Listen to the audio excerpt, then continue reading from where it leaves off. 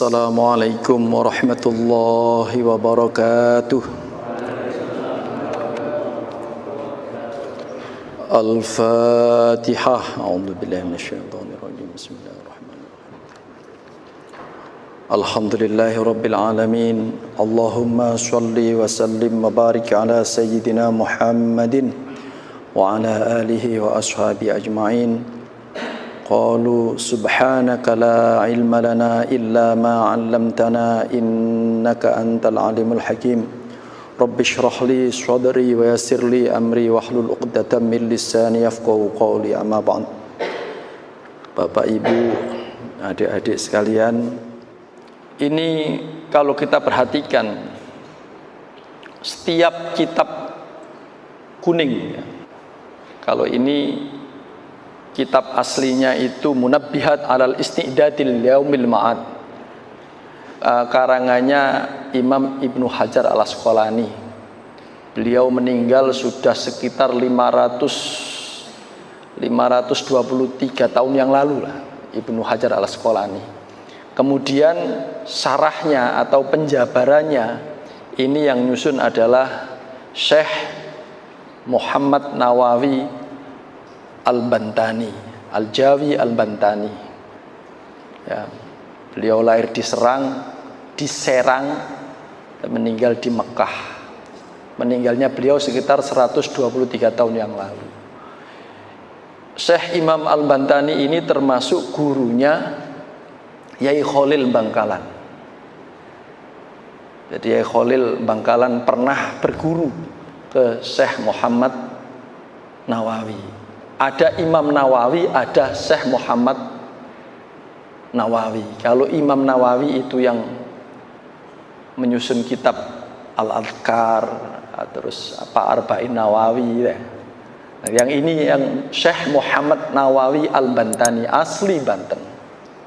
Beliau di Mekah sejak umur 15 tahun. Kembali ke Indonesia diuber-uber londo gara-gara dituduh menjadi pengikutnya Ponegoro. Akhirnya beliau kembali lagi ke Makkah, tapi beliau di sana tetap bagaimana berusaha membantu supaya Indonesia ini mendapatkan dukungan menjadi negara yang merdeka.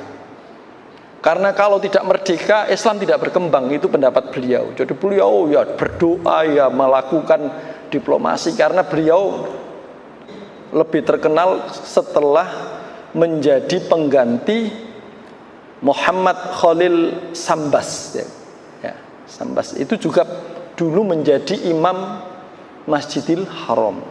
Jadi yang menjadi imam Masjidil Haram itu banyak dulu dari orang Indonesia. Termasuk adalah yang orang kitab ini, yaitu Syekh Muhammad Nawawi. Semoga kita mendapatkan barokah beliau dengan meneladani ngaji seperti ini. Jadi setiap kitab kuning begini kalau kita amati mesti dibuka dengan alhamdulillah setelah bismillah. Kalau bismillah udah otomatis ya, mesti ada alhamdulillah. Nah, sekarang kita coba membuka-buka lagi tentang alhamdulillah.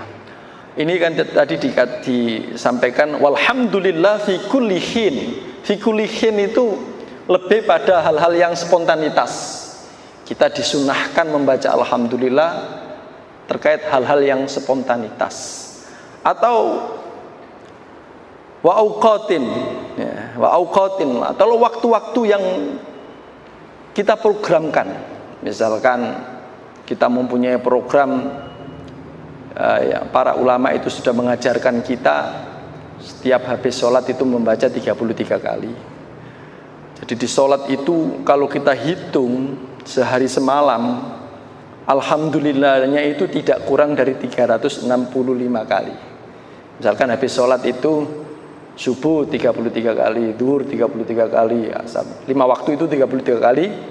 Kemudian di dalam sholat itu ada Allahu Akbar kabira, terus walhamdulillahi katsira. Yang lain-lain itu banyak yang sunnah, tapi ada yang wajib, yaitu alhamdulillah yang nempel di surat Al-Fatihah. Karena sholat kita itu kalau rekaatnya tidak ada Al-Fatihah tidak sah. Al-Fatihah tidak ada alhamdulillahnya, menjadi tidak genap dan menjadi tidak sah. Jadi alhamdulillah itu ada yang wajib. Kok sampai begitu? Kok sampai diwajibkan? Kok sampai dipilih oleh Allah dijadikan salah satu bacaan sholat? Wah, ini berarti luar biasa alhamdulillah ini. Jadi bacaan-bacaan di dalam sholat itu sudah dipilih oleh Rasulullah. Kalau yang milih Rasulullah berarti yang milih siapa? Allah. Wa ma yantiqu anil hawa in huwa illa wahyu yuha. Apa yang dipilih oleh Rasulullah berarti itu dipilih oleh Allah Subhanahu wa taala. Karena yang milih Rasulullah, yang milih Allah Subhanahu wa taala, maka bacaan-bacaan sholat itu tentu merupakan bacaan-bacaan yang luar biasa. Luar biasa. Jadi coba kita korek ya. Alhamdulillah itu kalau yang biasa kita dengarkan, kalau kita menemukan hal-hal yang menyenangkan, alhamdulillah. Habis makan, alhamdulillah. Keluar dari kamar kecil, alhamdulillah. Habis bersin, alhamdulillah. Selamat dari bencana, alhamdulillah. Tapi ada Allah Subhanahu wa taala itu yang bertanya kepada malaikat, idza mata waladul abdi, kalau ada anaknya orang meninggal, qala, Allah bertanya kepada malaikat, qabadtum walad abdi, apakah engkau telah mencabut ruhnya anaknya hambaku? Yaqulun, mereka menjawab malaikat, na'am, inggih ya Allah. Qabadtum thamrata fuad abdi, engkau telah mengambil ruhnya buah hati hambaku? Yaqulun, mereka malaikat menjawab, inggih. Terus Allah bertanya, apa yang diucapkan bapaknya ketika anaknya engkau cabut nyawanya? Hamidaka ya Allah, mereka mengucapkan alhamdulillah. Coba kalau kita ada orang mati terus begitu mendengar mengucapkan alhamdulillah, apa enggak dipelototi orang banyak?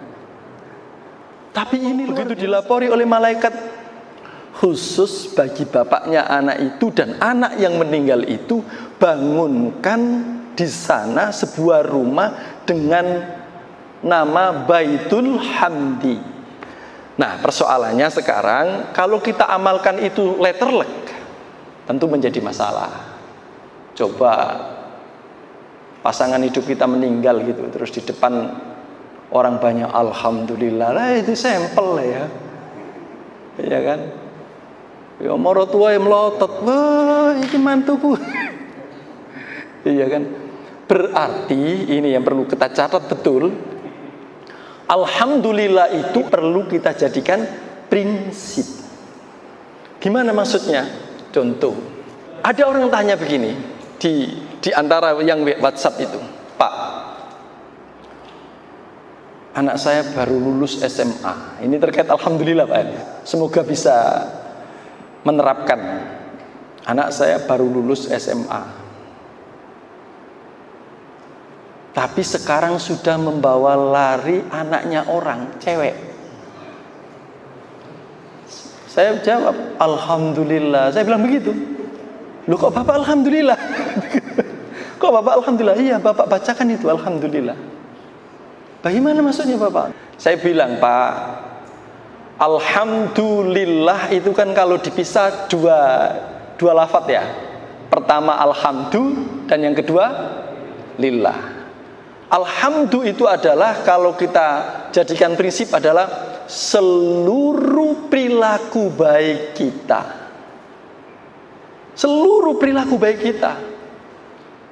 Mengistiqomahkan azan subuh gitu kan. Tapi Pak Yuda nggak cocok azan subuh. Cocoknya itu azan isya. Kalau yang azan subuh cocok itu Pak Kholis. Kalau suaranya kan kenceng, Allah, jadi orang biar bangun semua. Gitu. Kembali, Pak. Alhamdulillah itu adalah utawi sekehing puji. Bisa kita maksudkan di situ seluruh perilaku baik kita. Mau ngaji begini, mau nyapa orang, mau membersihkan jalan, itu lillah, kita lakukan karena Allah. Nah, bapak sekarang anaknya membawa lari anaknya orang lain, ucapkan alhamdulillah. Bapak harus punya prinsip alhamdulillah. Pertama, biar bapak tidak suudzon kepada Allah, karena pasti Allah mempunyai maksud. Barangkali bapak dulu tukang bawa lari anaknya orang gitu kan. Barangkali gitu. Ketawa, gak bantah yang di situ. Berarti ya gak bantah gitu. Ketawa. Barangkali bapak membawa lari anaknya orang. Jadi sekarang ikrarlah Pak. Alhamdulillah. Ya Allah, Engkau telah menegur aku. Dulu saya membawa lari anaknya orang. Aku akan alhamdulillah ya Allah, tobat ya Allah, ampuni aku ya Allah. Lillah, dan ini aku lakukan karena Engkau ya Allah. Lakukan gitu dan ucapkan alhamdulillah setiap habis sholat, alhamdulillah, alhamdulillah, alhamdulillah. Gitu. Jadi menjadi prinsip. Jadi alhamdulillah itu, ini yang saya katakan sebagai prinsip. Seperti ada corona, alhamdulillah. Ya Allah, saya berikrar, mungkin ada yang salah dalam hidup saya, sehingga saya juga Engkau takdirkan mengalami, ikut-ikutan mengalami adanya corona. Kan ada yang meninggal dulu-dulu nggak mengalami ya. Yang sekarang kita kok ditakdirkan mengalami, alhamdulillah. Berarti mungkin ada yang salah dengan saya ya Allah. Saya berikrar ya Allah, dengan ibu saya akan tunduk dengan, mungkin sekarang sampean hitung aja. Mungkin di dalam hidup sampean ada yang musuh, ada yang betul-betul sampean musuhi. Itu hilangkan, saya hilangkan ya Allah. Saya alhamdulillah, saya hilangkan ya Allah. Lillah, saya koreksi betul ya diri saya. Dan ini saya lakukan lillah, bukan karena siapa-siapa, lillah karena Engkau. Mungkin kita sudah baik selama ini, tapi tidak lillah kan gitu. Atau mungkin kita belum baik, maka perlu alhamdulillah. Yang sudah baik, alhamdulillah, tinggal dipastikan bahwa kebaikan kita itu lillah.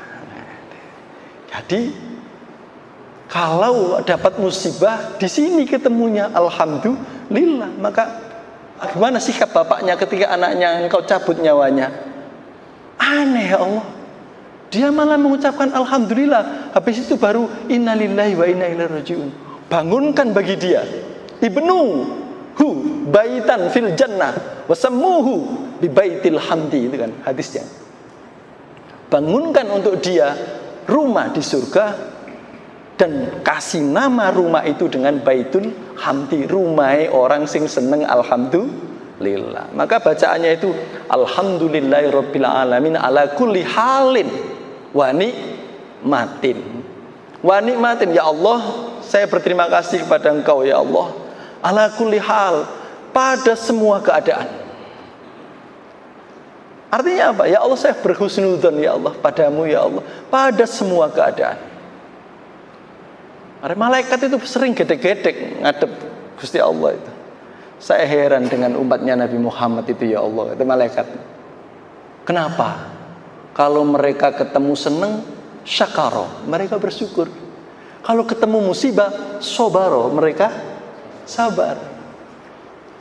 Maka ada kisah orang jelek, laki-lakinya jelek, sama wanita cantik banget, dua-duanya masuk surga. Akhirnya ditanya para malaikat, kamu kok bisa sukses? Masmu yang jelek itu dan kamu yang cantik begini kok bisa masuk surga?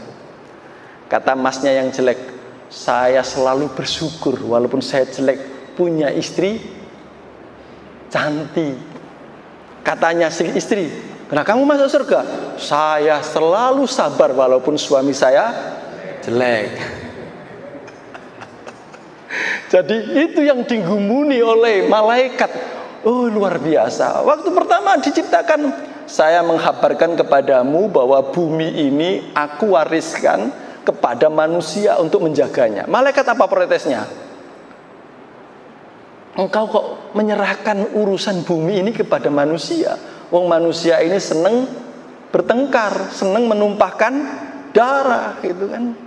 Seneng nge-mute mic, gitu kan? Mic-nya di-mute. Akhirnya banyak orang demo, ya kan? Kan mau mik di meja. Akhirnya senang begitu manusia. Kok engkau ciptakan manusia? Aku lebih tahu daripada engkau, jawabnya Allah. Begitu kesininya, ya iya bener. Ternyata manusia itu begitu. Lebih-lebih umatnya Muhammad. Ketemu seneng, syakar, bersyukur. Ketemu oleh bojo ayu walaupun jelek, bersyukur. Oleh bojo elek padahal dia ayu, sobaro. Heran itu gitu. Maka di sini alhamdulillah itu. Wa nikmatin, jelas kita harus berterima kasih karena kita masih dikaruniai mau melakukan kebaikan. Perlu kita syukuri. Jadi kita hadir ke masjid ini dalam rangka bukan mohon maaf, jangan sampai ini nuturi saya sendiri, jangan sampai ada perasaan sok suci loh ya. Kita itu matur nuwun, ya Allah, engkau aku bimbing gelemna masjid gitu. Alhamdulillah. Alhamdulillah ini adalah tekad menatap ke depan. Oke ya Allah, sekarang kok nasibku seperti ini, berarti ada yang salah ya Allah. Saya akan perbaiki ya Allah. Gitu kan? Saya akan perbaiki ya Allah. Nah itu yang tahu ya kita sendiri. Diperbaikinya di mana yang tahu ya kita sendiri, ya kan? Beda orang, beda onderdilnya kan? Yang rusak yang tahu sendiri, yang biasa bawa mobilnya itu siapa? Yang tahu kita sendiri. Di mananya? Kenapa kok anak saya bawa narkoba, Pak? Alhamdulillah itu. Lu sampean kayak apa sih wong anake bawa narkoba? Alhamdulillah. Jadi prinsip alhamdulillah. Terima kasih Allah engkau ingatkan aku. Itu. Jadi pertama kalau itu sikapnya positif, kedua dia enggak kejam kepada anaknya. Karena dia sadari betul itu adalah nasihat bagi dirinya orang tua. Barangkali kemarin-kemarin ada harta yang enggak benar masuk ke dagingnya anak itu sehingga dia doyan narkoba. Barangkali bisa jadi. Ya. Maka sempat dulu waktu Ramadan saya ceritakan ada orang cantik gitu kok, ketemu itu 2 tahun sekali ngeluhnya sama. Orang ini cantik tapi kok ngeluhnya sama. Kenapa Mbak? Bojoku melayu mana Pak? Ya udah, sampean amalkan alhamdulillah, alhamdulillah, alhamdulillah. Sama baca Rabbi firli wali walidayya amin, atau dilengkapi Rabbi firli wali walidayya walil mu'minina amin. Ampuni kedua orang tua saya ya Allah. Barangkali biyen mengaku anaknya nggak pernah diceritani, kan biasanya ayah itu nggak pernah cerita ya, dan memang lebih baik jangan cerita. Bapak biyen playboy nak, jangan. Nanti memunculkan hal-hal yang tidak kondusif nanti. Doakan saja dirumangsani di hadapan Allah. Rabbi firli. Nah itu nanti memutus benang hitam namanya. Ya kan? Ada orang kaya, duitnya banyak, suka ngutil. Tahu ngutil adik-adik? Tahu ya? Ngutil, masuk ke Indomaret itu kan bawa daster pura-pura hamil padahal nggak hamil. Di situ dimasukkan semua. Ya susu, ya softtek dimasukkan situ semua. Lah setelah kita tangkap, Bu, sampean ini istrinya pejabat, duit sampean banyak, ATM sampean digesek loh, isinya juga banyak saldonya, kok nyopet? Apa yang dia sampaikan? Saya heran, saya itu kalau ke pasar nggak ngutil, itu nggak puas hati saya. Jadi ngutil itu kepuasan tersendiri bagi dia. Kok sampai begitu? Ya, diruntut, ada benang hitam orang tua yang nggak keputus. Dulu wong tua nih, orang sing seneng ngutil dan tidak selesai dengan didoakan. Anaknya mendoakannya. Rabbi firli wali wali saelingi. Makanya kita itu setelah Al-Fatihah itu sangat disunahkan. Waladhdallin itu sebelum amin kita Rabbi firli wali walidayya di situ. Semoga putus. Lo orang itu kalau udah benangnya itu benang playboy Pak, mutusnya itu berat sekali Pak. Berat sekali. Itu Rabbi firli wali walidayya. Nah, ya udah kita lanjut ya. Jadi alhamdulillah itu jadikan prinsip itu maksudnya begitu ada yang meninggal di dalam hati saja, nggak usah diucapkan alhamdulillah. Pertama supaya kita berpositif thinking kepada Allah, husnudzon kepada Allah, langsung yang kita pasang di hati kita adalah alhamdulillah, tsummastarja'a, terus innalillahi wa inna ilaihi rajiun yang kita ucapkan. Masuk mboten niki? Masuk nggih? Jadi kita tahu alasannya. Mana? Iya. Ada benang hitam. Yang nyambung ke kita itu semoga yang benang emasnya saja ya. Ya. Kalau bapaknya hafal juz 30, anaknya hafal 30 juz. Beda loh, Pak. Baik, ini mau dilanjutkan kok sudah ada, udah sayup-sayup udah adzan ya? Belum. Alhamdulillah itu kan kalau diartikan di pesantren utawi sekaing puji. Karena pujian itu ada 4. Allah memuji Allah. Terus Allah memuji makhluk seperti Allah memuji Nabi Muhammad, ya kan? Terus makhluk memuji Allah. Banyak contohnya. Atau makhluk memuji makhluk. Jadi di balik alhamdulillah ini ada pesan kita jangan menghina orang. Kalau bisa kita memuji, karena memuji orang sama dengan memuji yang menciptakan. Menghina orang sama dengan yang menghina yang menciptakan. Merendahkan, menghina, memojokkan. Jangan sampai itu kita lakukan. Jadi alhamdulillah itu bersikap baik. Baik, ini kita mengucap alhamdulillahi fi kulli hin. Jadi saya juga pernah karena latah, alhamdulillah gitu kan. Alhamdulillah. Begitu ada kasih itu kepala seksi, kepala ruangan saya kejepit pintu karena ada angin. Saya bilang alhamdulillah. Dia melotot. Ya saya harus menjelaskan akhirnya. Begini Pak maksudnya Pak. Ya, kurang berapa menit Pak udah? Kurang 30 menit. 3 menit. 3 menit. Baik, tentang alhamdulillah ada yang bertanya? Monggo, kalau tentang alhamdulillah ada yang bertanya? Tidak ya, belum ahli tafsir. Kan kalau ahli tafsir itu kan Masya Allah, kalau tafsir itu ya, kalau tafsir Al-Quran ya syaratnya banyak banget. Harus hafal Quran, harus hafal hadis-hadis sahih, itu harus hafal Pak. Kalau nggak hafal jangan mengatakan ahli tafsir. Ahli tafsir itu harus merdeka, tidak boleh ada dendam, pokoknya harus objektif. Tapi sekarang bermunculan ahli tafsir karena beda partai tafsirnya beda kan gitu. Itu tafsir apa? Mestinya dia nafsiri mimpi, bukan nafsiri Al-Quran. Apalagi nggak pernah mondok terus nafsiri, aneh mana? Apalagi ada pendeta nafsiri, aneh mana?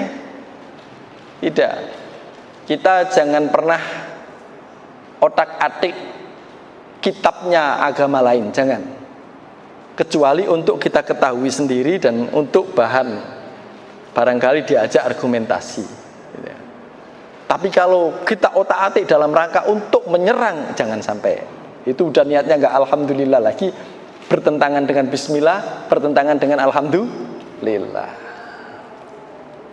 Jadi alhamdulillah ini adik-adik berangkat ngelamar juga bismillah, alhamdulillah.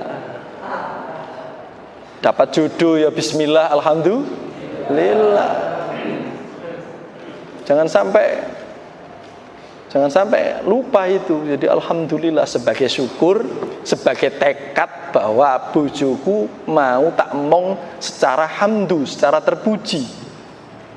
Maka orang mengucapkan alhamdulillah habis itu terus nggak sayang pada istrinya, itu ya berarti nggak cocok kan ya. Katanya alhamdulillah, tapi dia bukan alhamdulillah. Apa bisa jelek diniatkan untuk Allah? Tidak bisa. Maka semua alhamdulillah. Kalau bismillah sudah otomatis. Tapi alhamdulillah ini harus kita pasang setiap ala kulli hal. fi kulli waqti wahin. Biasakan alhamdulillah, tapi hati-hati harus ada yang pilih. Cocok untuk kita ucapkan ya alhamdulillah. Seperti tadi ada kasih saya kecepit pintu, nggak cocok untuk diucapkan itu. Tapi alhamdulillah. Alhamdulillah. Mestinya yang kecepit yang ngomong, alhamdulillah, mesti begitu. Karena itu nikmat, masih bisa merasakan sakit. Kalau kita sudah nggak bisa merasakan sakit, itu juga musibah. Ya kita, saya agak terburu-buru karena kayak dikejar setelah isya gitu. Jadi ngomongnya nggak bisa santai. Cukup ya? Nah, nanti kita bahas masalah wassolatu itu. Semoga kita semua diberi panjang umur, diberikan kesehatan, dan apa yang kita bicarakan malam hari ini menjadi ilmu yang manfaat. Terima kasih, mohon maaf. Assalamualaikum warahmatullahi wabarakatuh.